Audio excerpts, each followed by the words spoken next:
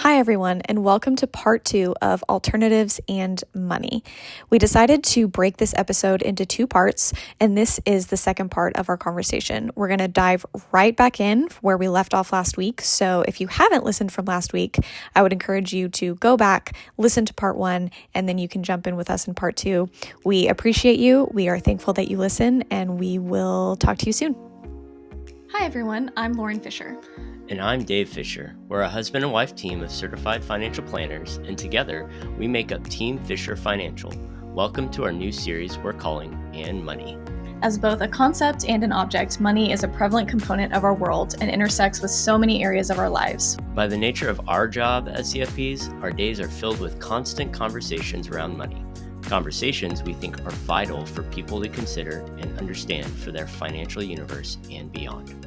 All that to say, there's so many different types of alternatives and so many different ways to lose your money now, which is why it's imperative to look at all the risks that are tied to it. And I think gets into where your background is incredibly helpful. Yeah, and you hit the nail on the head with people thinking that it's this maybe not fast, but it's this new, different way to make money. Yeah. And what's been pushed out is this narrative of this is how the 1% invests. Right. This is how wealthy individuals invest. And in a sense, that's true. And people have talked about the Yale endowment fund, which even I think is 20% in alts, I want to say. I'm pretty sure it's more than that, you but think? Yeah. We'd have to go look at that. But even Yield Street, if you haven't heard of Yield Street, it's been in the news a lot lately. Their tagline is invest like the 1%. And it's alternative assets. And one of the words that I'm hearing a lot is democratizing alternative investments for the masses and finding ways for people who wouldn't otherwise or historically haven't had access to alternatives to be able to gain access to alternatives. So the reason that it's been in the news recently is of their 30 some odd funds, 4 of them have resulted in total losses. Oh, wow. I didn't know that. 20 of them are on a watch list. So, and again, it's because they were using leverage, expecting to be able to refinance some of their loans. Interest rates did not move in the way that they anticipated. They have defaulted on loans. They were primarily in real estate. There were a lot of their properties are bleeding money. And so a lot of investors who were promised these incredible returns and this ability to build wealth in the same way as the 1% builds wealth have seen savings completely vanish. Wow. With no real recourse, because when you invest in these things, again, you sign a document that says, I understand that I might lose all of my money. And if I do, that's on me. I am bearing this risk. I'm taking this on. This is what I'm doing. And it's not just private investments either.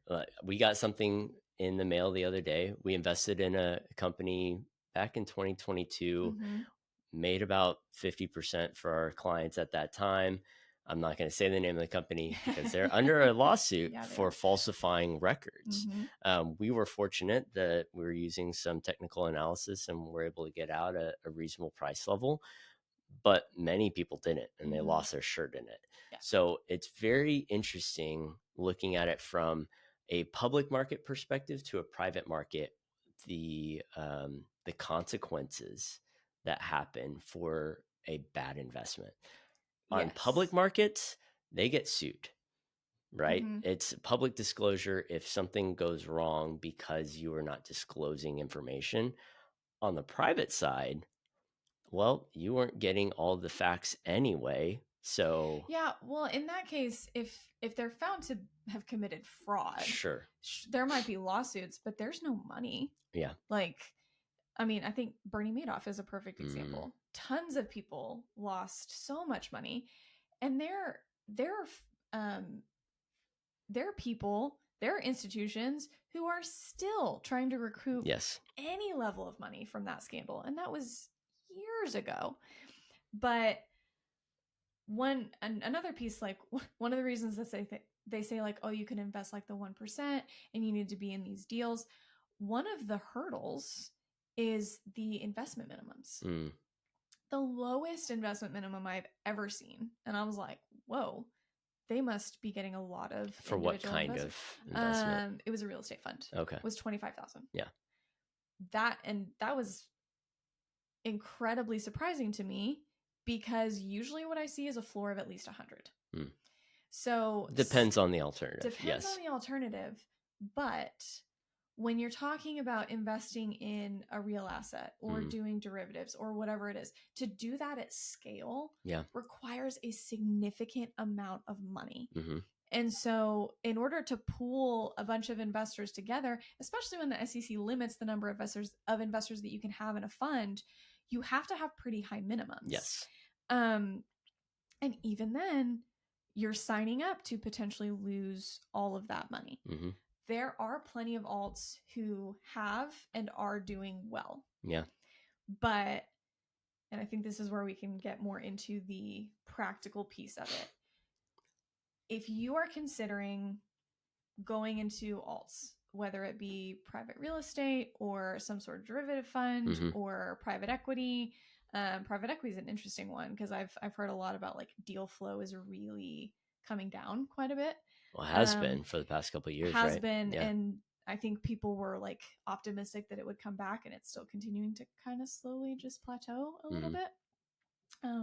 Which they're not gonna lead with that in their marketing deck. I'll just say that. But if that's something that you are approached about or interested in or see like on your LinkedIn feed or whatever it may be, overall, my biggest warning to you would be, make 100% sure that you are going in eyes wide open with an understanding of what it is you're investing in, what leeway you are signing to give that fund manager, and basically an understanding that the check that you write or the wire that you make, number one, is tied up probably for years, because they're very illiquid investments. Yeah, most of the time they are.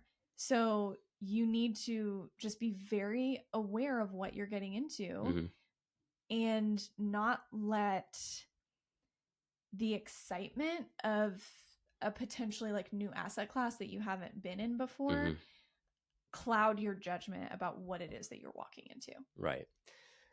And before we get into like just the warning signs of it, I think a big part of that democratizing that's happening was due to Trump and his executive order that he just made not too long ago. Oh, right. It's called Democratizing Access for 401k Investors. So the point is to create easier access to alternative assets within their 401ks or defined contribution plans. And they're trying to help. They're basically giving the DOL instruction to find out ways to utilize these fiduciary duties under ERISA within these plans, so that it curbs litigation on alternative investments.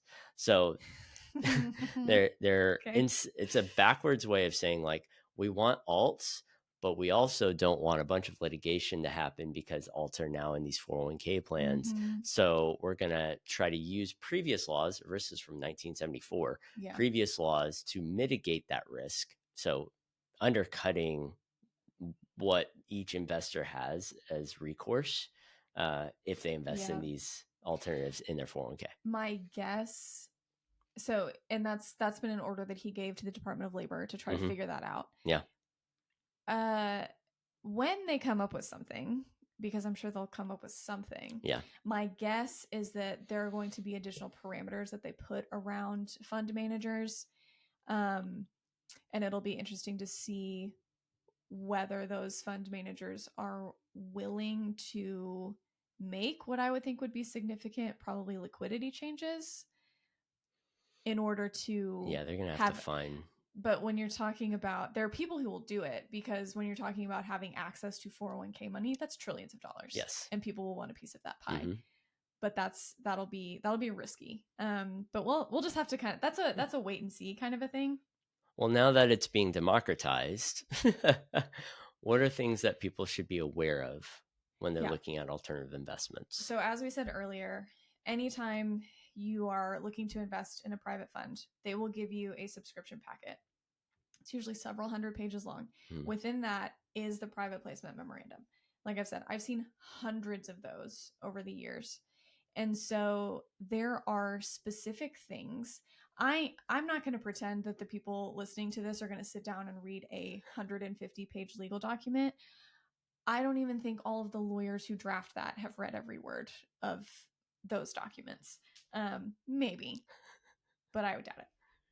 So I'm just going to say how I read a PPM. Okay. So typically, this will vary a little bit, but generally speaking, you're going to see several different sections of a PPM. You're going to see the memorandum summary, the offering terms, the risk factors, including potential conflicts of interest. Sometimes there's a separate section for compensation to managers and like use of proceeds and that. Sure. Sometimes that's baked into the terms. It just depends on how they structured it and which law firm is working on it. And then there's like the actual subscription document, which is where you check a box. You're like, yes, I am an accredited investor. Yes, like you have to sign all the pages. And so that's typically what you're going to see. So anytime someone sends me a document, or I'm just curious about something of like, hey, would I invest in this? I read it summary first, because that's just typically it's a really good, like, quick. You'll find out if it's like your grandmother's Beanie Baby collection, right? If I ever read that in a PPM, or whatever the new one is, Labubu. Sure, whatever. Those things are so creepy looking. It's so there's nothing new under the sun. It was Beanie Babies, now it's Labubu. It was Tulip. Oh yeah, tulips out. Whatever. Yeah. Mm-hmm. What was that? The 20s? I don't even remember. Anyways, so the summary is a really good place to start, but most of the time what I see is people like skim the summary, go look at what the expected return is, and then they're like, good, I've got money, let's go. So read the summary, then go and look at least like the headings of the risk factors and conflicts of interest. Most of it usually is boilerplate. It's just like for a real estate fund. In general, they're going to talk about like, hey, this we're going to use debt, and this is the risk when you're using debt. Sometimes we're buying distressed properties. This is the risk when you buy distressed property. And it's just going to be all the ways that they're like, this is how you could potentially lose your money. These are all the ways that this could maybe fail. Yeah. Just so that you can wrap your mind around the risk that you are taking on, because you are taking on that risk. Yeah. Then I go to the terms. And that's where I'm looking at withdrawal. If there are withdrawal terms, sometimes there's not. Sometimes this is a closed-end fund we're hoping to exit in 5 years, and you might get income from it after a certain amount of time, and then when we fully exit, you'll get your money back if all goes well. Or sometimes if it is a more liquid strategy, even they could have some sort of lockup, which is basically like, if you put your money in, you can't get it out for 12 months or 18 months. If you get in a bind and you need it out early, there's a 3% fee to get your money back, or a 5% fee, just whatever that looks like. And so that sort of thing are there withdrawal terms? What do those look like? What's the notice period? Sometimes it can be up to 6 months. Wow. I need my money back. Okay. We'll put it in. You'll get it in 6 months. Yeah. And that's if everything's going well. Again, that's if everything's going well. Another is, can they gate withdrawals? Gating withdrawals means, okay, you can get your money back, but only 25% at a time every quarter.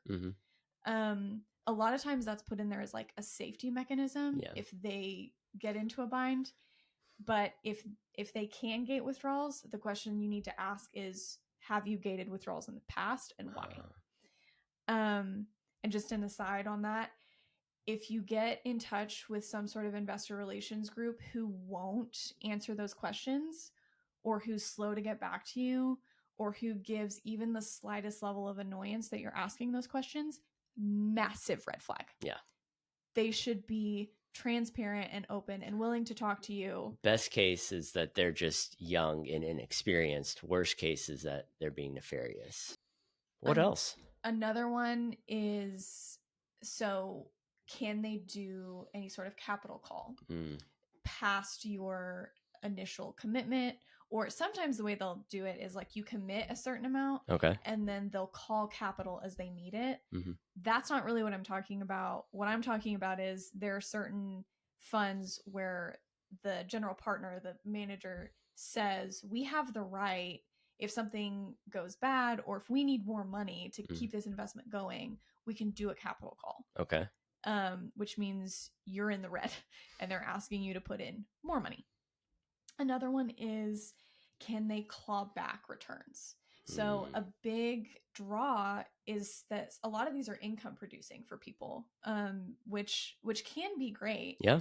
But sometimes, again, if things go poorly, their PPM will state, hey, we might send you money, but if we need that money back, we can claw it back from you. Can you imagine somebody that's living off of that as income, and then a year later they need a clawback and they don't have the funds? Yes. So, and a lot of times, again, one that's a bit of maybe an orange flag to me is there are certain fund managers I've gone to and asked that question and said, hey, why do you have a clawback in here? And the answer, which annoys me, is, oh, our lawyer just put that in there. That, like, we would never do that. It's pretty standard, yeah. And so then my question is, okay, then will you do a side letter carving that out? Oh, well, no, but we can't do that. And I'm like, okay, so it's not just something that your lawyer put in there that would never happen. Right. Because if that was the case, then you would be fine carving it out. Yeah. Right? Right? So stuff like that. And then the fees. The fees are the last thing I look at. Yeah. Because I don't want it to color my opinion until the very end. And it'll do one of two things. It will completely derail what I think might be a good deal. Yeah. Or it'll confirm these people actually know what they're doing. Yeah. They're not trying to rip off their investors. Yeah. Because a lot of what I see, especially with less experienced groups, non-institution quality investments, not that those are off limits, but you should be a little more wary of those, especially when the way that they set up their fees basically transfers all of the risk to their limited partners and sets it up so that no matter what happens, they're going to get paid. Yeah. And they're going to get paid a lot of money. Even if the entire deal fails, they'll be fine. And I actually wrote them down because I've seen types of fees, asset management fees, pretty standard. Yep. Performance fee or carried interest, again, standard. How it's structured, though, can be interesting in terms of just the amount. 2 and 20 used to be the standard, like 2% management fee. For a hedge fund. Yeah. 2% management fee, 20% performance fee. People have, especially in the last decade, really started pushing back against that. So you're seeing more 1 in 15, 1 in 10. Yeah. But I've seen until they prove themselves, right? And then they're charging a lot. Sometimes. Yeah. Or sometimes because a lot of times if it's a good fund manager, you'll have repeat investors. Exactly. Who, as much as they're happy with the returns, they're not going to tolerate a massive increase in fees. Sure. So they may be like, no, I'll invest again if you keep it at 1 in 10 or whatever. But I've also seen placement agent fees, syndicate management fees, selling agent fees, construction management fees, structuring fee, whatever that means, marketing reallowance fee, dealer manager fee.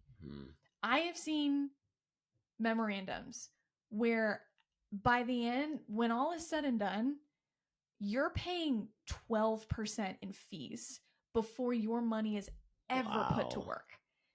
And those are the times where I am baffled that people get away with this. And it's because they bury it in legal documents and they're like, well, you signed it.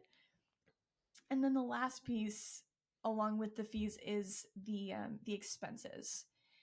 it's very normal for managers to like run certain it's kind of like just running a business. Like in the course of doing the business, there are things that the fund is going to pay for, that the LPs, their money is going to pay for, because it's in service of the investment. Right. So there's stuff like, you know, the legal fees of putting the document together. If there's a third party administrator, there should be a third party administrator. Like that's going to be paid by the fund. Mm-hmm. But if you dig into it, and you know, the fuel for the private jet you're paying for, you know, the Michelin star restaurants, marketing dinners, are you paying for those? You know, all of those things, if you look close enough, if you actually read the document that legally has to be given to you, there's a lot you can learn and a lot you can figure out. And then there's stuff that I look at, like the length of the PPM tells me a lot. If your PPM is 50 pages, that's a red flag to me, because that means you either slapped it together with a low-cost attorney and didn't look at it, or ChatGPT, or you're not fully disclosing everything you're supposed to disclose, because 50 pages is not enough. What about 200 plus? Then it either you're running like the most sophisticated, bespoke, crazy strategy I've ever seen, and then I have concerns about like, do you even understand what you're investing in? Or again, on the other side of it, you just pulled some boilerplate template with a bunch of risks that don't even apply to what you're investing in. This might seem silly, but like if you have typos, that's a red flag to me. If you're not even paying close enough attention to this legal disclosure that's supposed to help people decide what to do with their money that you don't have a right to, that's one thing about some fund managers that really bothers me, is I'm like, you do not have a right to this money. This person is not obligated. They are investing to invest with you. Yeah. They are your client. Like, just some of the attitude I've seen, especially from like younger people who put these together, I'm like, no, this is their money, their choice. Slow down, dude. Anyways, but if you have typos, then that to me is, if you're not paying close enough attention to this, what other things are you not paying attention What's to? missing? So I know that's a lot, but that's the level of care and the level of intention and focus that you have to give if you're going to invest in something like this. And some people don't have the resources to do that. Right? You're not a family office. You're not a large institution that has, you know, dozens of CFAs ready and willing to look at these things. And that's where we come in for a lot of our clients.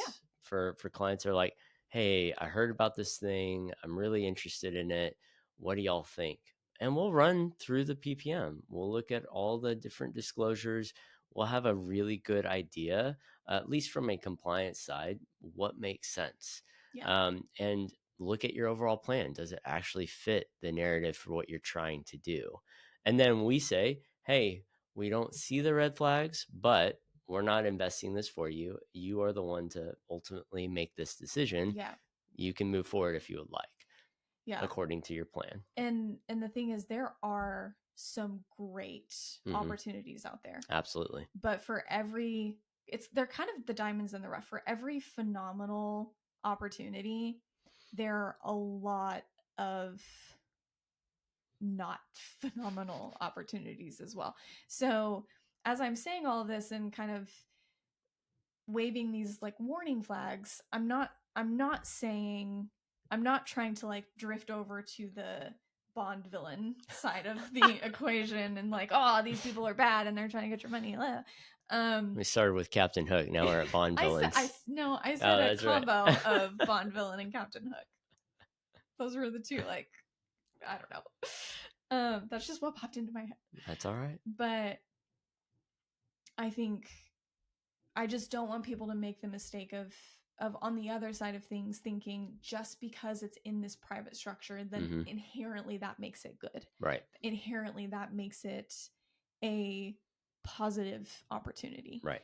But if if after all of that, if you read through a PPM or you have a trusted advisor who helps you with that, and you do make that decision, you do feel comfortable with it in your overall portfolio as a part of your asset allocation, eyes wide open, understanding I'm wiring this money, worst case scenario, I could never see it again, but I'm willing to take that risk because of everything that I've read, everything that I see, the confidence that I have in this group of people. How it diversifies your portfolio. Then that's great. And people have built their wealth that way, but they've done so with intentionality. Yes. Usually hiring advisors who know more than them to help them, because I can guarantee you the whole like invest like the 1%, the 1% has people that they trust who have said no to 20 funds before they said yes to the 1 to 3 that they're in. Yeah. You know? So I think that's kind of sums it up from a practical perspective. I hope it was helpful. You know, I think the private alternatives industry, the hedge fund industry, Wall Street, all of that, I've never, in my experience, I've never seen it as this like nefarious, super greedy, everybody's just here to like get while the getting's good. But I have seen people be clouded by the idea of what wealth could potentially come from it and make unwise choices because of that. They see dollar signs before they look at the risks. And so hopefully, as we've said in many different contexts, we hope we can just arm people with knowledge and more background and understanding to make a wise decision. Right. As opposed to like, we don't want to discourage for the sake of discouraging, but just being upfront and maybe, like I said at the beginning, demystifying some of it. Because that is one thing Wall Street does like. Wall Street likes to... Let's cloud things, make it a little murky. So that they look... smarter. Smart. Yeah. And a lot of them are. I've worked with brilliant people. Oh, thank you. You're the most brilliant I've ever worked with. But that doesn't mean... She laughed a little too hard at that.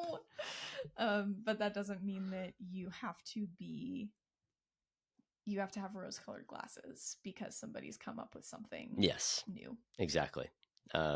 That's one key aspect that we really help people hone in on, that alternatives are not like the worst thing. They're also not the best thing.